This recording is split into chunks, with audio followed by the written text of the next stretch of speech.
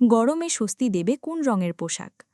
গরমে স্বস্তি পেতে আরামদায়ক পোশাক পরার বিকল্প নেই। পাশাপাশি গরমে কোন রঙের পোশাক বিশেষ উপযোগী তা জানতে হবে।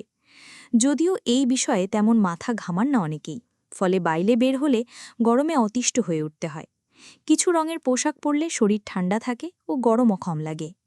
জাপানের জাতীয় পরিবেশ বিষয়ক গবেষণা প্রতিষ্ঠান ন্যাশনাল ইনস্টিটিউট ফর এনভায়রনমেন্টাল সায়েন্সেসের গবেষক তোশিয়াকি ইচিনজ এই বিষয়ে দীর্ঘদিন গবেষণা করেছেন।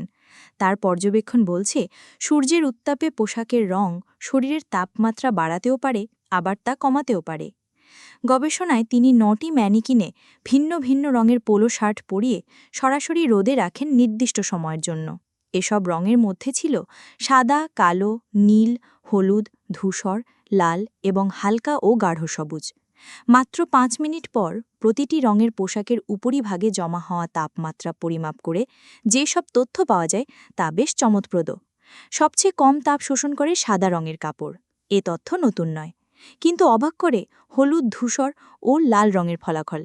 এই তিনটি রঙও সাদার পরে তুলনামূলকভাবে কম তাপ ধরে রাখে এবং শরীরকে তুলনামূলকভাবে ঠান্ডা রাখে। বিশেষ করে রোদে দীর্ঘ সময় বাইরে থাকতে হলে নীল বা কালো রঙের পোশাক এড়িয়ে চলাই ভালো। বরং সাদা, হলুদ, ধূসর বা লাল রঙের হালকা ফেব্রিকের পোশাক হতে পারে গরমের দিনে আরামদায়ক ও কার্যকর বেছে নেওয়া